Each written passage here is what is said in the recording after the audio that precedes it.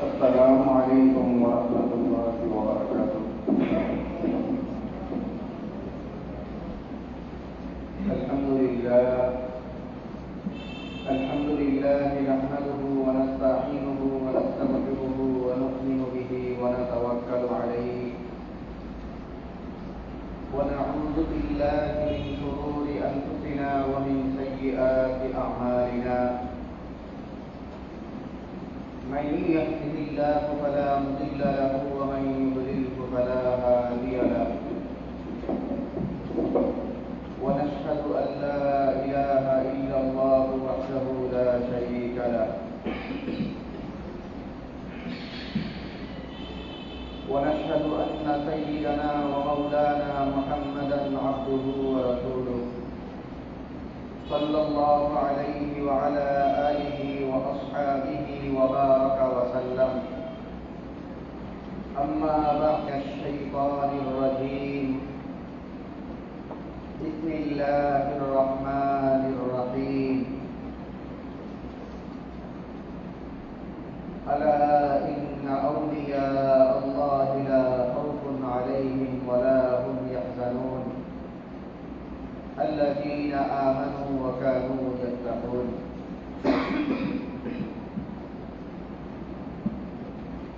اللهم صل على محمد وعلى آل محمد كما صليت على إبراهيم وعلى آل إبراهيم إنك حميد مجيد. اللهم بارك على محمد وعلى آل محمد كما باركت على إبراهيم وعلى آل إبراهيم إنك حميد مجيد. سبحانك لا علم لنا إلا ما علمتنا إنك أنت العليم الحكيم.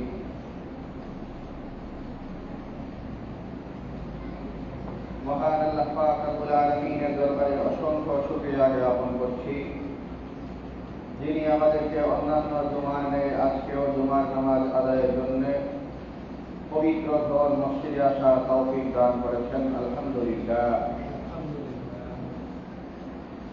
মুহতারাম হাজিরিন,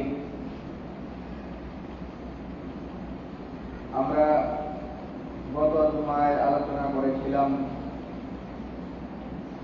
আল্লাহর ওলি কারা, সেই ওলিদের চিনার উপায়, আল্লাহ পাক রব্বুল আলামিন ওলি হওয়ার জন্য কি পরিচয় দান করিয়েছেন কোরআনে কারিমে, সেই সংক্রান্ত কথা।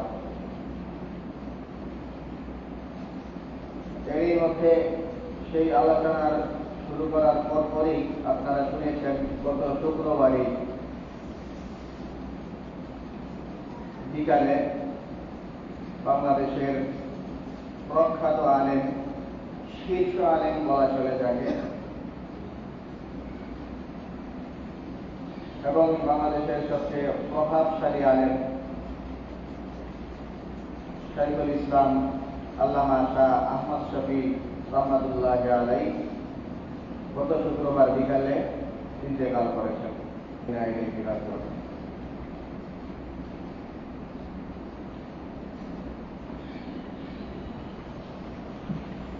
তো শাইখুল ইসলাম আল্লামা আহমদ শফি রহমাতুল্লাহ আলাইহি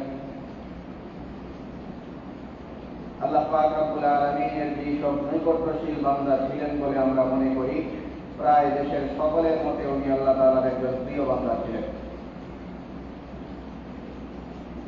আল্লামা আহমদ শফি রহমাতুল্লাহ আলাইহি ওনার ইন্তেকাল, ওনার মৃত্যু পরবর্তী অবস্থা এবং ওনার জীবনী, এই সব কিছু থেকে আমাদের জন্য অনেক শিক্ষণীয় বিষয় আছে।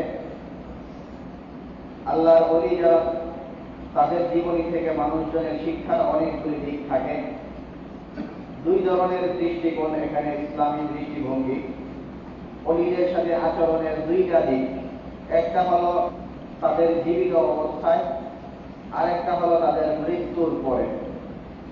আমরা দুইটা দিক নিয়ে আলাদা করে কথা বলবো। এর আগে ওলি হওয়ার জন্য যেই সংজ্ঞা বা যেই ডেফিনেশন কোরআনে কারীম থেকে আমরা বলেছি, এর সাথে একটা নতুন জিনিস যোগ করি, সেটা হলো ওলি যারা হবেন, আল্লাহ তাআলা যে সংজ্ঞাগুলি দিয়েছেন, এই কাজগুলি যারা হবে, এদেরকে আল্লাহ পাক রব্বুল আলামিনের নৈকট্যশীল বান্দা হিসেবে আল্লাহ কবুল করেন এবং কোরআনে কারিমে এদের ব্যাপারে বলা হচ্ছে যে এরাই হলো আল্লাহ তাআলার ওলি। এই লোকগুলিকে আল্লাহর ওলি হিসাবে আখ্যা দেওয়া হয়েছে। ওলি হওয়ার জন্য এর বাহিরে আর কোনো কিছু লাগে না, এর বাহিরে আর কোনো কিছু লাগে না। এর অর্থ হলো কারামত দেখাতে হয় না। কারামত অস্বাভাবিক কোন জিনিসের অবতারণ করা। অস্বাভাবিক জিনিস এটা তিনটা প্রকার। যে জিনিসগুলি সচরাচর ঘটে না, মানুষ চাইলে ওইগুলি ঘটাতে পারবে না, এমন জিনিসগুলি ঘটার তিনটা স্তর আছে। একটা হলো নবীদের মাধ্যমে যেগুলি ঘটে। নবীদের মাধ্যমে আল্লাহ তাআলা অস্বাভাবিক অনেক ঘটনা ঘটান। আপনারা শুনেছেন মুসা আলাইহিস সালাম, উনি যখন হাতের লাঠি ছাড়তেন সেটা সাপ হয়ে যেত। এছাড়াও নবী সাল্লাল্লাহু আলাইহি ওয়াসাল্লামকে মাধ্যমে আল্লাহ পাক রব্বুল আলামিন চন্দ্রকে দুইটা ভাগ করে দিয়েছিলেন। ঈসা আলাইহিস সালাম উনি মৃত মানুষের কবরের কাছে গিয়ে ডাক দিলে জীবিত হয়ে বের হয়ে আসতো। তো এই যে কয়েকটা বিষয়, এই জিনিসগুলো, এগুলোকে বলা হয় অস্বাভাবিক ঘটনা। নবীদের এই ঘটনাগুলি ঘটে। নবীদের মাধ্যমে যদি এই বিষয়গুলি প্রকাশিত হয়, নবীদের মাধ্যমে এই বিষয়গুলি প্রকাশিত হলে এটাকে বলা হয় মুআজাজা। এটাকে মুআজাজা বলে। সেই একই জিনিস মানে নবীদের মতো এত পাওয়ারফুল জিনিস দেখানো তো অসম্ভব। বাকি অস্বাভাবিক কোনো জিনিস যদি দেখানো হয় এবং সেটা কোনো আল্লাহ রাব্বুল আলামিনের নেক বান্দা কর্তৃক প্রদর্শিত হয়, তাহলে সেটাকে বলে কারামাত। সেটাকে কারামাত বলে। এটা আবার কিছু কুফরি কালাম করে বাজে লোক, ভণ্ড, এদের দ্বারা প্রকাশিত হতে পারে। এদের মাধ্যমে অনেক সময় হয় মানুষকে, এরাও অনেক সময় ধোঁকা দেওয়ার জন্য এই কাজগুলি করে দেখাতে পারে এবং আল্লাহ পাক রব্বুল আলামিন শয়তানের মাধ্যমে এই জিনিসগুলির বাস্তবায়ন ঘটান অনেক সময়। তো এইগুলিকে কারামত বলে না, মুআজাজাও বলে না। এগুলিকে অনেক সময় বলে সেহের। সেহের মানে জাদু বলে আর কি, জাদু। সেই জাদু হিসাবে এগুলিকে প্রকাশিত করা হয়। তো আমরা কারামাত নিয়ে বলছিলাম। কারামাত, সেই কারামাত দেখানো এটা জরুরি কোনো বিষয় না। কারামাত দেখাতে হবে, ওলি হইতে হলে যার কারামত আছে, যার কাছে গেলে অলৌকিক কোনো কিছু পাওয়া যায়, এমন লোক হইলে তাহলে তাকে ওলি হিসাবে আমরা চিনব। এই ধরনের কোনো কথা বা এই ধরনের কোনো শর্ত ছাড়াই এইগুলো নাই। আল্লাহ তাআলা যে সংখ্যাগুলি দিয়েছেন সেই সংখ্যাগুলির বাস্তবায়ন যার মাধ্যমে ঘটবে সেই আল্লাহর ওলি। আল্লাহ তাআলার ওলিদের ব্যাপারে অনেকের ব্যাপারে এই ধরনের কথা বর্ণিত আছে। ওনার কোনো ভক্তবৃন্দ এক ওলিকে প্রায় যুগ যুগ ধরে ওনার সাথে চলছেন। এক সময় জিজ্ঞেস করে বসলেন যে হুজুর, আপনার সাথে তো আমি অনেক দিন যাবৎ চলা, এই যুগ যুগ ধরে আপনার সাথে চলছি, কিন্তু আমার আফসোসের কথা হলো এই এত দীর্ঘ সময়ের মধ্যে কখনো আপনার কাছ থেকে অস্বাভাবিক কিছু দেখলাম না, কারামত প্রকাশিত হলে দেখি নাই আপনার কাছ থেকে। তো সেই বুজুর্গ উত্তর দিলেন যে এই সুদীর্ঘ সময়ে যে তুমি থাকছো আমার সাথে, এর মধ্যে আল্লাহর কোন হুকুম লঙ্ঘন করতে আমাকে দেখছো? বললো না, সেটা তো দেখিনি। কোন অপরাধ গুনাহে লিপ্ত হইতে দেখছো? না, সেটাও দেখলাম না। তখন উনি বললেন যে নিরবিচ্ছিন্ন ভাবে আল্লাহর ইবাদত করে যাওয়া, কোন ধরনের গুনাহে লিপ্ত না হওয়া যুগ যুগ ধরে, এইটার চেয়ে বড় কোনো কারামতি হতে পারে না। আল ইস্তিকামাতু খায়রুম মিন আলফি কারামাতিন। আল্লাহর আদেশের উপরে অবিচল থাকা, অটল থাকা সে উত্তম। এই কারণে আলাদা করে হঠাৎ কোনো অলৌকিক কোনো কিছুর অবতারণ করতে হবে, এটা কোনো শর্ত না ওলি হওয়ার জন্য। নিরবিচ্ছিন্নভাবে ধারাবাহিকভাবে আল্লাহ তাআলার ইবাদত করে যাওয়া, এটাই সবচেয়ে বড় পরিচয়। তারপরেও প্রায়শই দেখা যায় যে অনেক বুজুর্গদের কাছ থেকেই বিভিন্ন কারামত প্রকাশিত হয়। তো আমরা অনেক সময় অনেক বেশি নিজের বিচার বিবেচনা দিয়ে অনেক বেশি আকলের উপর নির্ভরশীল হওয়ার কারণে কিছু অনুচিত কাজও আমরা করে বসি। সেই অনুচিত কাজ হলো, আসলে তো বাস্তবতা এটাই যে আল্লাহর ওলি হওয়ার জন্য কোনো অলৌকিক কিছু দেখাতে হয় না, আল্লাহর ওলি হওয়ার জন্য কারামতের বহিঃপ্রকাশও ঘটাতে হয় না, এই কথাটাই ঠিক।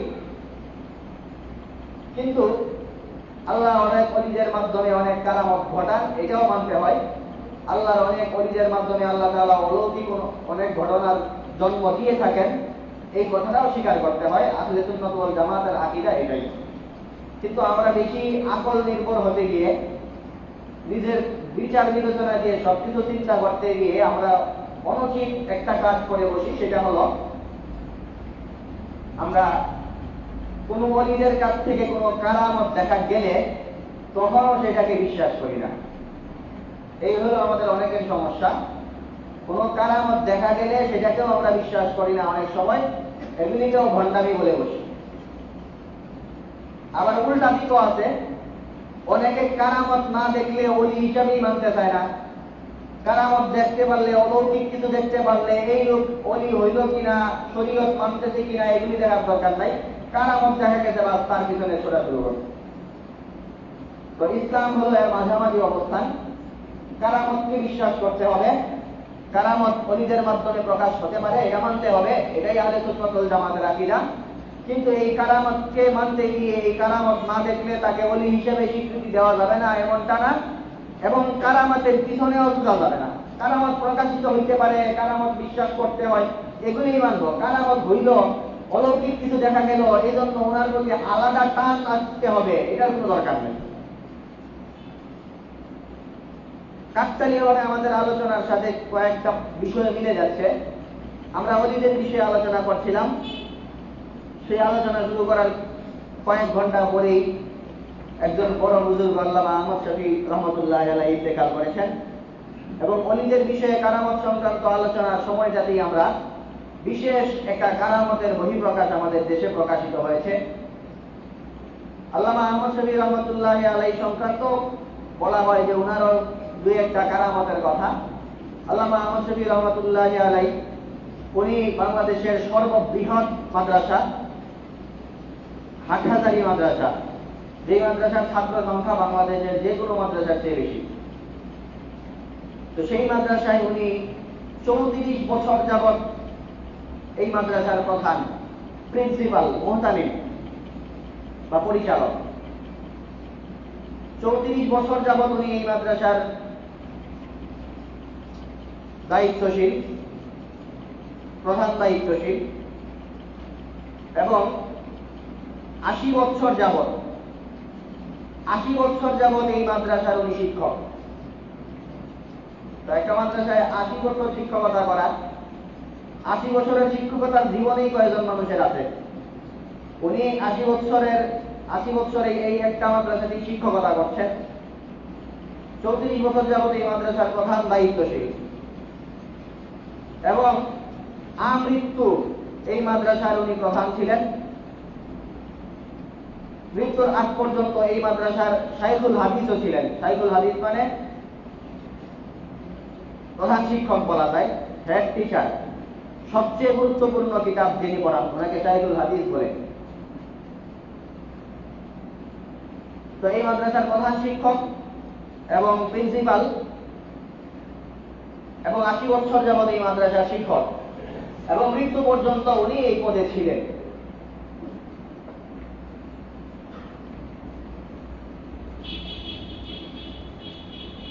উনি যেই সময় এই মাদ্রাসায়, তার আগে এই মাদ্রাসায় পড়াশোনা উনি এখানেই করেছেন। এই মাদ্রাসায় পড়াশোনাকালীন সময়ে, ওই সময় তো মানুষজন অনেকেই লজিং এ থাকতো। এখন তো মাদ্রাসায় বোর্ডিং সিস্টেম, মাদ্রাসার ভিতরেই থাকা খাওয়া এগুলি হয়।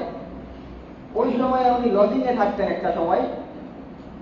তো লজিং এ থাকতে থাকতে এক পর্যায়ে ওনার মনে হলো যে না, লজিং এর চেয়ে মাদ্রাসার ভিতরে থেকে পড়াশোনা করলে পড়াশোনাটা বেশি হবে, বা এই ধরনের কোন কারণে উনি সেই ওনার ছাত্র সময়ে ওই সময়ে যিনি ছিলেন মাদ্রাসার প্রধান, উনি যখন ছাত্র সেই সময়ে যিনি মাদ্রাসার প্রধান ছিলেন, সেই প্রধানের কাছে, সেই সময়ের প্রিন্সিপালের কাছে উনি গিয়ে বললেন যে আমি তো এখন মাদ্রাসার ভিতরে আসতে চাই, লজিং এ থেকে ওইখানে থাকি, ওইখানে খাই, মাদ্রাসায় শুধু এইটা পয়রা যাই, এইটা আমার মনোভূত হচ্ছে না, আমার এই মাদ্রাসার ভিতরে চলে আসতে মন চাচ্ছে, মাদ্রাসায় থাকবো, মাদ্রাসায় খাবো, ওখানেই পড়বো।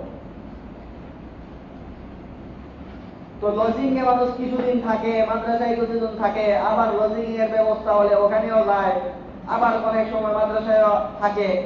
ওই সময় এটাই ছিল নিয়ম, যার যখন ভালো লাগতো এটাই করতো। তো উনি আবেদন করার পরে বোর্ডিং সুপার যিনি, বোর্ডিং এর দায়িত্ব যিনি, ওনার কাছে পাঠালেন সেই প্রিন্সিপাল সাহেব আহমদ শফি সাহেবকে, যাও তুমি গিয়ে বলো তোমার খাবার জারি করে দিতে, তোমার খাবার মাদ্রাসা থেকে যেন দেওয়া হয়, সেই সরবরাহের ব্যবস্থা করতে। তো খাবার সরবরাহের জন্য বোর্ডিং এর সুপার সরাসরি প্রিন্সিপালের কাছে আসলেন, আশা বললেন আপনি নাকি আহমদ শফিকে পাঠাইছেন খাবার জারি করার জন্য। খাবার জারি করতে হলে তো নিয়ম আছে অনেক, এই নিয়মে জারি করতে হয়, কতদিন পর্যন্ত খাবে এই একটা ধারণা আমাদের দিতে হয়। সেই প্রিন্সিপাল সাহেব রাগান্বিত স্বরে বোর্ডিং সুপারকে বললেন, তার খাবার তুমি তার মৃত্যু পর্যন্ত জারি করে দেও। আহমদ শফির খাবার সেই মাদ্রাসায় মৃত্যু পর্যন্ত জারি করো, সে মরার আগ পর্যন্ত এখানেই খাবে। তারপরে আবাসন ব্যবস্থা যার দায়িত্বে, দারুল ইকামা বলা হয় মাদ্রাসায়, ওনার কাছ থেকে সিট নিতে হয়, যে আমার তো এখন সিট লাগবে, মাদ্রাসায় থাকবো। তো উনিও যোগাযোগ করলেন প্রিন্সিপাল সাহেবের সাথে, যে সিট তো বছরের শুরুতে দেওয়া হয়ে যায় সবাইরে, এখন মাঝখানে উনি যাচ্ছেন সিট দিতে, কোথায় দিব, কতদিনের জন্য দিব। ওনাকে একই উত্তর দিলেন যে তাকে সিট দিয়ে দেও, ও মরার আগ পর্যন্ত হাটাজারিতেই থাকবে। তো এই কথাগুলি বলেছিলেন। এরপরে আহমদ শফি রহমতুল্লাহ আলাইহির ইন্তেকালের আগে, এর আগ পর্যন্ত যত দায়িত্বশীল ছিলেন মাদ্রাসার প্রিন্সিপাল ছিলেন, এদের সবার জন্য একটা গোরস্থান ছিল, কবরস্থান, যেখানে দাফন করা হতো মাদ্রাসার বাহিরের একটা জায়গায়। আহমদ শফি রহমতুল্লাহ আলাইহি উনি ইন্তেকালের কিছুদিন আগে এই মাদ্রাসার দায়িত্বশীলদেরকে কবরস্থ করার জন্য মাদ্রাসার ভিতরেই একটা নতুন গোরস্থান তৈরি করা হয়েছে, এবং সেখানে সর্বপ্রথম ওনাকে দাফন করা হয়েছে। অর্থাৎ কিয়ামত পর্যন্ত আল্লাহ তাআলা ওনাকে আজাদারির জন্য কবুল করে নিয়েছেন। এটা অনেকের চোখে লাগে না, কিন্তু এটা অনেক বড় একটা কারামত। তার চেয়েও বড় যে কারামতের কথা, যেটা সবার চোখে পড়ে, যে বিষয়টা আমরা বলতে চাই, সেটা হলো গত দুই দিন আগ থেকে এখনো সম্ভবত চলতেছে, সেটা হলো সিলেটের কানাইঘাট একজন বিশিষ্ট বুজুর্গ, যিনি ইন্তেকাল করেছেন অনেক আগেই, মুশাহিদ বায়ামপুরি ওনাকে বলে। ওনার কবর থেকে গত 2 দিন যাবৎ কবর থেকে সুঘ্রাণ বের হচ্ছে, ওনার কবর থেকে। হ্যাঁ, এর আগে আরো 2-3 বার হয়েছে ওনার মাকবারা থেকে। তো গত 2 দিন যাবৎ চলছে, ওনার কবর থেকে সুঘ্রাণ বের হচ্ছে। তো এই বিষয়টা আমরা বলি, সুঘ্রাণ বের হচ্ছে আমরা বলি, এবং কারামত নিয়ে কথা বলছি। কবর থেকে সুঘ্রাণ বের হওয়া, এটা একটা কারামত, কিন্তু এই কারামতের সাথে কিন্তু পজিটিভ এবং নেগেটিভ দিক আছে। সেটা হলো, একটা দল আমরা গত 2 দিন যাবৎ লক্ষ্য করছি, তারা বলতেছে যে এটাকে একদম ভণ্ডামি বলে উড়াই দিতেছে এরা, যে এইগুলি আসলে কোত্থেকে গ্রাণ আসে, ওগুলিকে তার ভক্তবৃন্দ, তার প্রতি মানুষের আগ্রহ বাড়ানোর জন্য কবর থেকে গ্রাণ বের হচ্ছে, এটা বলে দিচ্ছি। এটা হলো একটা দল, যাদের ব্যাপারে আমরা বলি যে এদেরকে এড়িয়ে চলতে হবে, এবং এদের অবস্থানটা ভ্রান্ত। কবর থেকে সুঘ্রাণ এটা কারামত হিসাবে প্রকাশ পেতে পারে। আরেকটা দিক আমরা বলি, সেটা হলো ওনার এই সুঘ্রাণের পক্ষ নিতে গিয়ে আরেকটা দল একটা কাজ করতেছে 2 দিন যাবৎ। সেটা হলো, এই কবর থেকে সুঘ্রাণ আসছে এই কারণে দেশের বিভিন্ন অঞ্চল থেকে সেটা নেওয়ার জন্য, গ্রাম পাওয়ার জন্য মানুষ যাচ্ছে। প্রথমে তো 1 দিন পর্যন্ত গ্রাম পাওয়ার জন্য গেছিল, এরপরে যেটা করতেছে গত 1-2 দিন যাবৎ, সেটা হলো মানুষজন বোতল নিয়ে যাচ্ছে, ওই কবরে বৃষ্টির পানি পড়তেছে, ওই পানি বোতলে সংগ্রহ করতেছে, সংগ্রহ করে এটা বরকতের জন্য নিতেছে। এটাও একটা খারাপ কাজ। প্রথম দলের যেটা এটাকে বিশ্বাসী না করা, ভ্রান্ত বলা, এটা একটা খারাপ কাজ ছিল। আর পরের দল যেটা করতেছে, ওখানে বোতলে গোজা জিনিস মাটি নিয়ে যাইতেছে, পানি নিয়ে যাইতেছে, এই কাজ যেটা করতেছে সেটাও একটা ভ্রান্ত, সেটাও একটা খারাপ কাজ। কবর থেকে সুঘ্রাণ আসা বা অন্য কোনো ধরনের কারামত প্রকাশ করা এটা স্বীকৃত বিষয়, আসতে পারে। কারামাতুল আউলিয়া হাক্কুন, আহলে সুন্নাত ওয়াল জামাতের স্পষ্ট আকীদা।